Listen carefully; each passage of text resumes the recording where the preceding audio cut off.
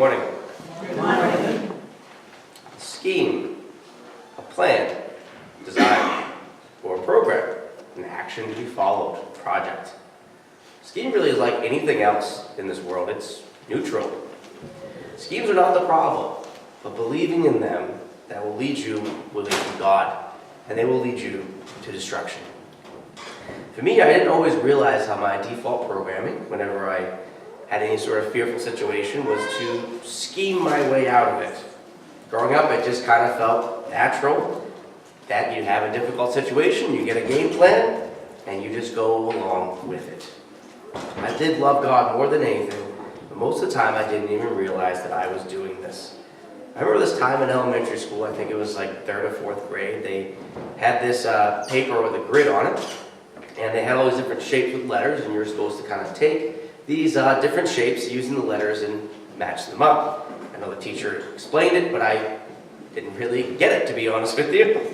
And I really started getting a little bit fearful. I had no idea what I was doing. I kind of looked around, my classmates seemed to know what they were doing, and I kind of asked them, and they really didn't give me too much of an answer, so I thought, what the heck, I'll come up with my own way. So I started cutting up these shapes into smaller shapes with just the letters, started putting it onto the piece of paper. I thought, ha, I figured it out. Though this does seem a little bit more time-consuming than it probably should be taking. So I continued with that, and some of my classmates noticed what I was doing and said, Matt, I think you're doing it wrong. I said, well, how else are you supposed to do it? And I kept going with it, and then the teacher said, okay, everyone stop, and then she went over what the answers were, and wow, was I ever wrong? I really felt foolish. I really wish I would have maybe gone up to the teacher and then asked for further instructions. Instead, I tried to figure it out all on my own. The main 3 situations that lead to people to start really scheming, I really thought about this. It really comes from kind of when you're fear of trusting or a fear of failure. Fear of consequences is the second one, and the third one would be the fear of missing out on opportunities. Let us examine 3 different schemers throughout the Bible, and then how they kind of very much exemplify these 3 scenarios. And then we're going to also examine how Jesus dealt with situations where he could have schemed. And that way we can really see how to keep your eyes on Jesus when the going gets tough. By doing this, you're going to have a better understanding of how to remain humble and how to keep your eyes fixated on him and not let your circumstances dictate your behavior. Like me, there are a lot of schemers in the Bible. One of them was very much like me. They really believed in their own kind of strength and their own schemes would lead to success. That person is Gideon. He was a very fascinating man. When we met him, Israel was in a really, really bad place.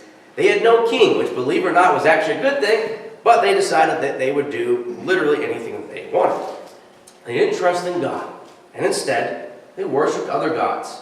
Child sacrifice, you name it, Israel was doing it. As a result, God allowed them to be conquered by the Midianites. The Midianites would actually raid them usually at least once a year. They would take all of the crops, all of the animals from Israel, leaving Israel completely bare. No one was safe in all Israel. They were being punished by God for their sins. They cried out for help, and God chose Gideon as the next judge to rid them of these oppressors. Now, when God kind of approached Gideon, Gideon was in an interesting kind of place. He was actually in the bottom of a wine press. And I actually did some research on wine presses. I didn't realize how complicated they kind of are for ancient times. They actually had to be carved out of a rock and on multi-levels. Some of them could be very deep, where after you crush the grapes, the juice would flow in there, and then they would bottle it up to allow it to ferment. But if your town had a wine press, that actually meant your town was a permanent settlement. It meant your town actually had a fair amount of wealth, because think about it. The time and the energy and the tools to actually carve stone into the wine press, not something very easily done. Not to mention the first few crops that you do, first few seasons that you're growing your grapes, they don't really work out for wine. So it takes a while for the wine press to fully be used. Well, the Midianites was causing such severe economic instability in all of Israel that this wine press really wasn't actually being used as a wine press. It was just basically this big hole that was made out of rock. So Gideon decided how to actually use this unused wine press as a way to hide from the Midianites. He was threshing wheat, which is a process of separating out the seed from the rest of the wheat. And you would actually go out into the open air and you would just kind of throw it out there and let the wind kind of separate it. Well, he was so afraid of the Midianites seeing him do this activity and then coming and raiding his family that he was doing it in the bottom of this wine press, cowered away, full of fear. He thought, I'm quite clever. I'll weather this storm. I'll hide away. This grain will remain in my family. It was while he was doing this action that the Lord approached him and said, "Mighty hero, the Lord is with you." Gideon responds by asking why the Lord has let the Midianites descend upon the land like locusts. God told Gideon that he would be with him and is sending Gideon to rid Israel of the Midianites. Now, Gideon's response is actually very telling of himself. First of all, the fact that when God comes to him, that he doesn't say, "You know what, God? Israel, we've been a sinful nation. We deserve this. Help us." No, it's, "How dare you let this happen, God, if you're so with us?" There's a little bit of an attitude in there. And then Gideon goes further in saying, "Well, I'm the weakest clan, and I'm the weakest family of this clan." Now, I'm sure Gideon was very happy that God was going to deliver Israel from the Midianites. Gideon really did not want to be a part of that solution, though. The Lord reassured him that he would be with Gideon and destroy the Midianites. Gideon probably thought he could get out of this, or that maybe this isn't really the Lord of his ancestors. So Gideon said, "If you are with me, Lord, prove me by sending me a sign." He then said, "Wait here, and I'll go get you a sacrifice." God said, "Fine." He went and got a sacrifice. He put it on, the Lord said, "Put it onto this rock." So Gideon put the sacrifice into the rock. The Lord reached out with a staff, touched the sacrifice. Instantly, all the sacrifice was burnt up in a fire. That's when it got real for Gideon. He went, "Oh my goodness, this is the Lord my God. Please don't kill me." God said, "I'm not going to kill you." Now it's interesting how much Gideon was trying to denounce that this was even God. You're not really God. I don't really need to listen to you. You're not going to really be with me. I'm just going to keep doing what I've been doing. And it's interesting that Gideon actually continued such actions throughout his life. Now, he actually did carry out the task. But he always seemed to have a little test for God, or a little thing up his sleeve on how he would carry out the Lord's will. "Oh, you want me to take around the Asherah pole? No problem. I'll do it at nighttime so no one sees me." Very clever individual. These actions actually led to some very negative things for Israel and for him, especially after his time as judge actually ended. Now, one of the greatest schemes to avoid consequences in the Bible, that is definitely King David. Whenever I felt down about my mistakes, my dad would look at me and say, "Matt, on your worst day, you cannot screw up like King David." Well, when you examine the story of King David and Bathsheba, it is like a story from the Game of Thrones. I mean, it is filled with betrayal, immorality, intrigue. I mean, seriously, it's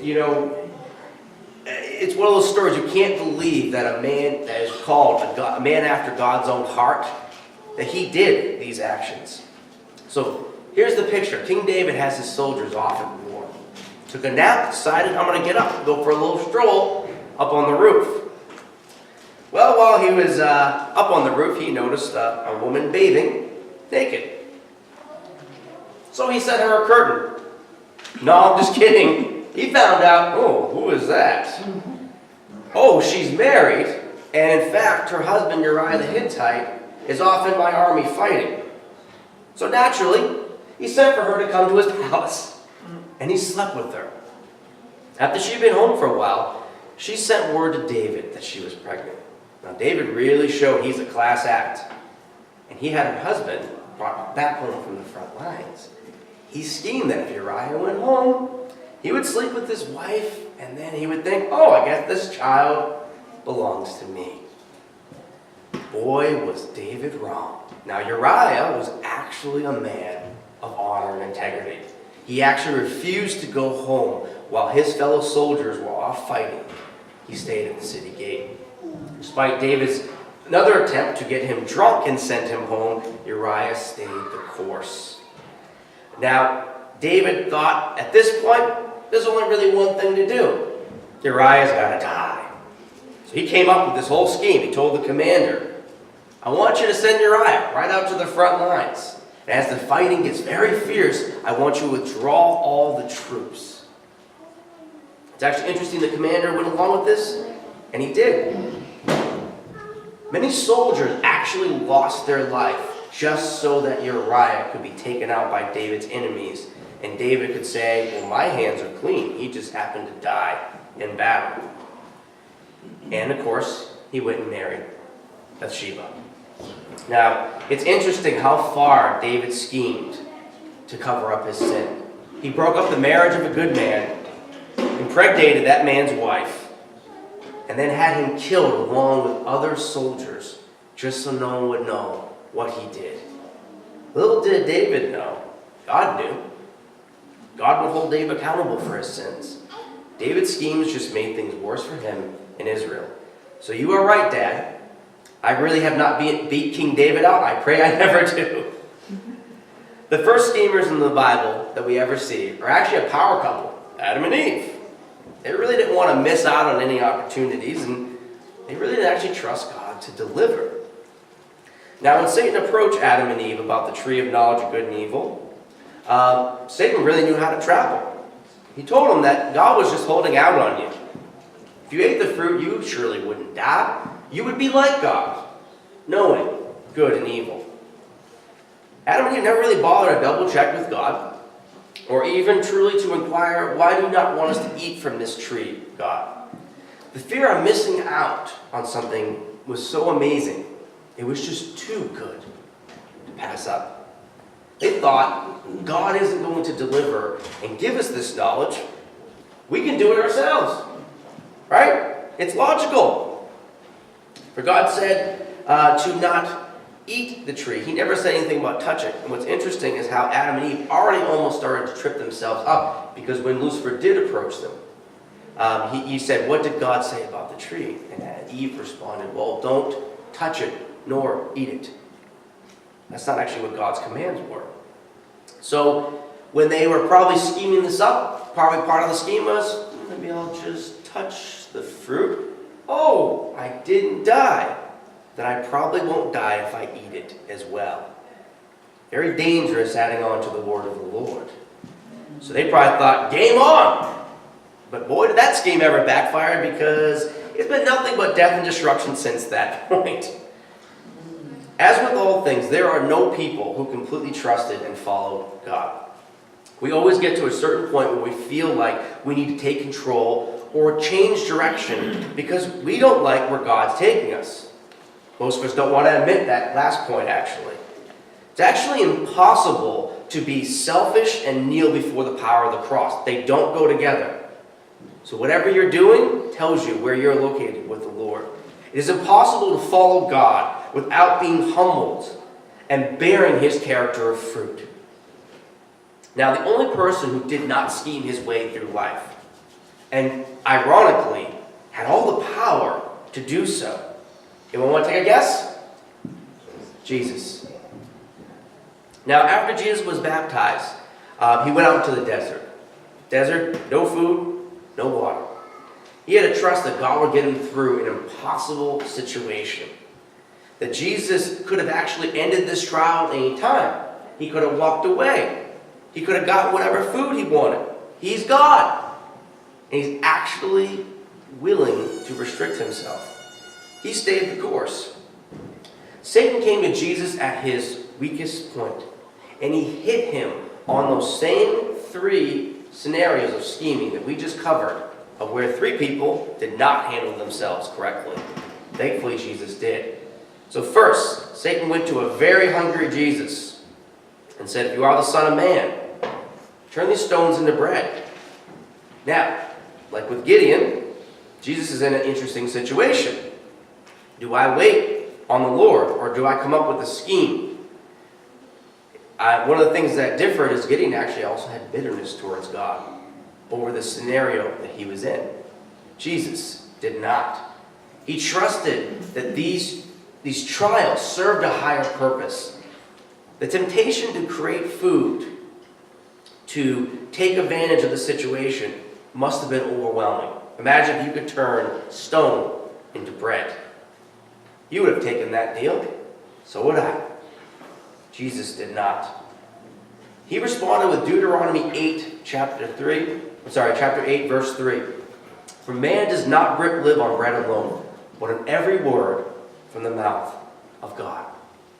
That passage of Deuteronomy is very important.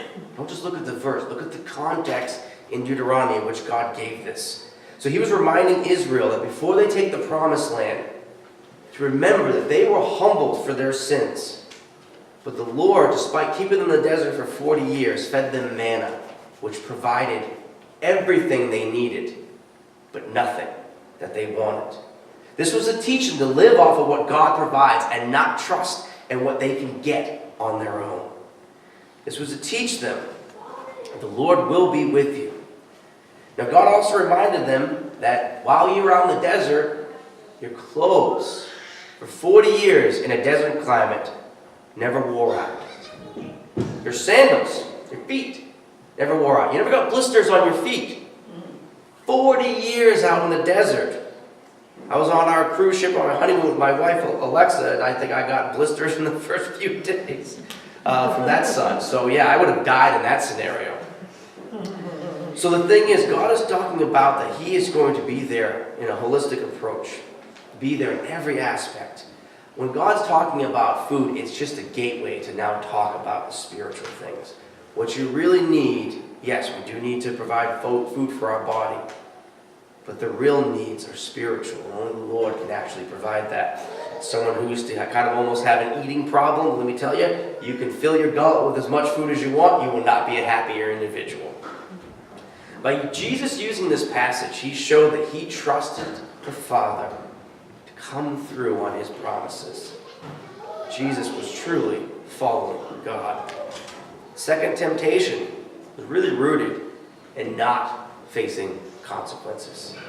King David tried to avoid facing the consequences of sin. He really tried to avoid reality. Jesus had the power over absolutely everything. When Satan told Jesus to jump off the highest building and that the angels would save him, Satan knew he really wouldn't be harmed.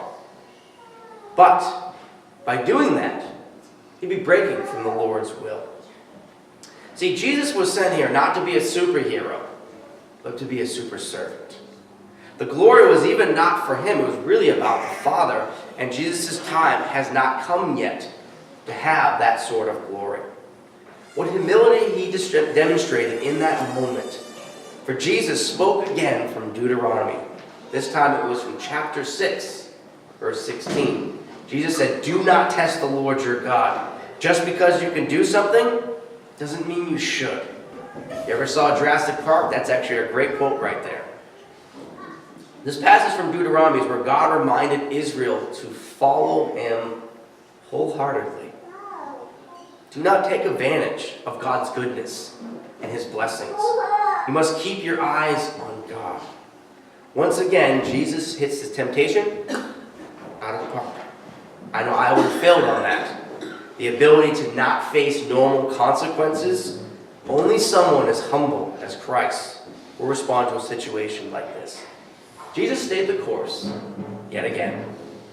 The final temptation, if any of us actually made it this far, let's be honest, no one would have. This one would have absolutely tripped you up. So Satan brings Jesus to a high mountain, shows him all of the kingdoms of the world, and says, all you must do is bow down, and this will all be yours. Now Jesus knows one day He will rule over all nations. He will rule over the world.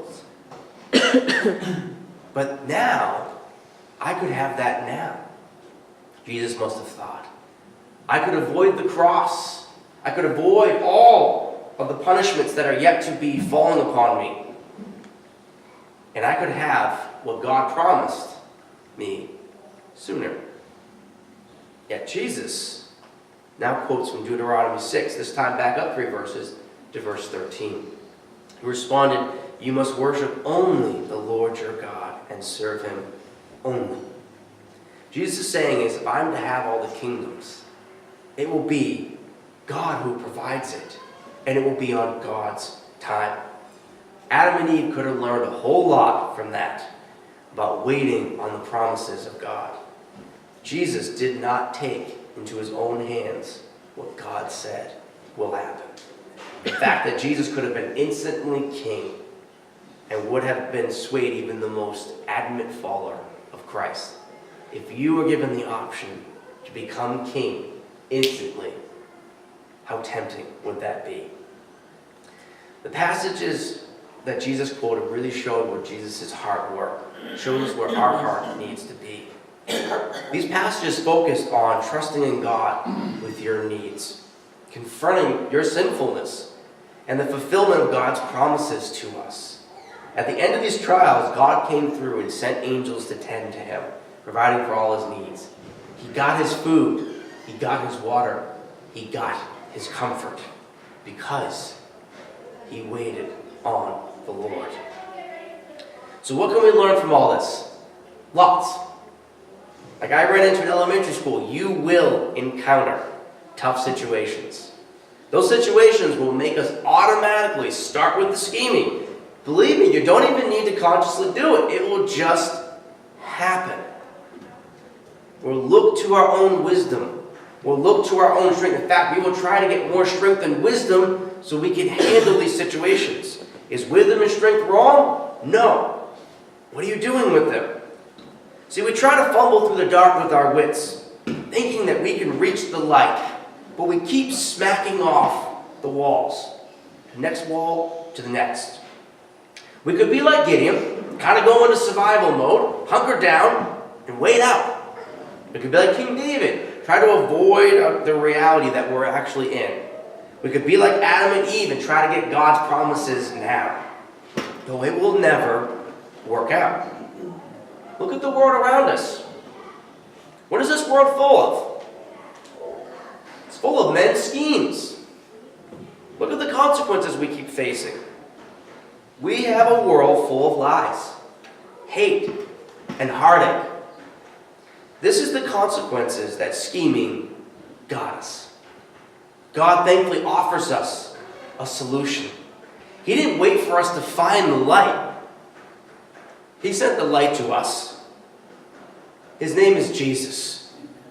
He sent Jesus into the cave to help those who were willing to follow him out of the darkness.